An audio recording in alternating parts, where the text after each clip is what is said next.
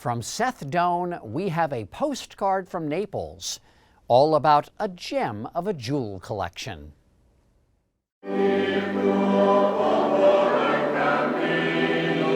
Faith and fortune have intertwined in Naples over the centuries to create one of the world's great treasures. Here there are thousands of precious stones. There are 3,326 diamonds, 198 emeralds, and 168 rubies. That's a single headdress, Ilaria Duva explains, like one an archbishop might wear, if he could. This was never worn by a person because it weighs almost 40 pounds. Person's neck wouldn't be strong enough. No. Not one, not even Mike Tyson has such a neck.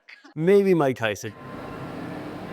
These devotional objects, gold and gems donated over the centuries, are kept in this vault-like museum in Naples, Italy. Duva, who helps run the exhibition, says when it comes to security for such a fortune, sure, there's an alarm system, but there's also something else. And then we are protected by San Gennaro. A side benefit. Yeah. San Gennaro, the faithful here believe, has been protecting this city for centuries, and reverence for him takes many forms. Antonio Sinese was snapping a photograph of the saint alongside another staple of his city, the Neapolitan dessert, babà. The two big things in Naples. Yes, it is. The babà and San Gennaro. Yeah, just missing pizza, actually. Yeah, And then you'd have the perfect photo. yeah, it is. Yeah, San Gennaro is like a protector for us. Several times a year, throngs gather outside a Naples cathedral, while inside a safe is opened, and the faithful look for what they see as a miracle, whether blood said to be that of San Gennaro liquefies. In local lore, that's a good omen. Usually when we take out this solid and then will come liquid or... Girolamo Carignani is a member of the board or Deputazione, which for centuries has built and safeguarded this treasure dedicated to San Gennaro.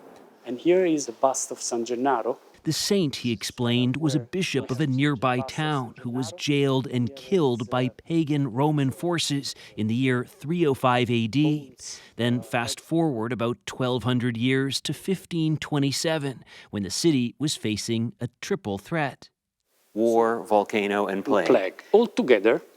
And the people from Naples, they said, look, San Gennaro, if you stop with all these three, we will build for you a magnificent church.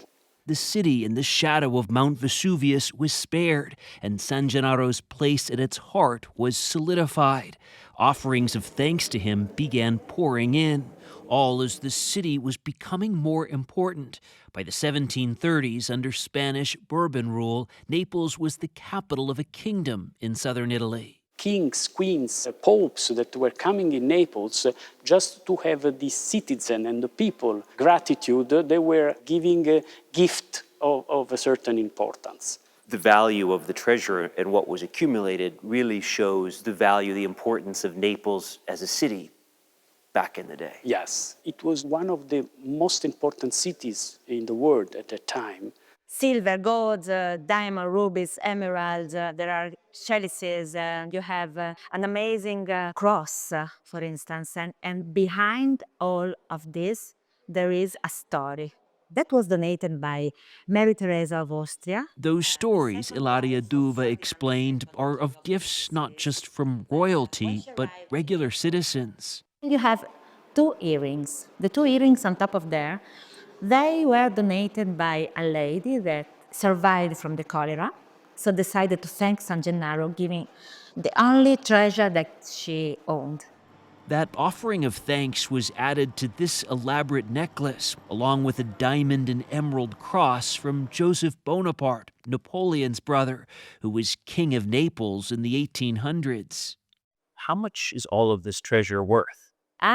We cannot say. I cannot imagine, but I would never say if I knew. Because, you know why? No. Because we prefer people not come to know about the value. They say, but that's a say, that it was more than the treasure of the queen.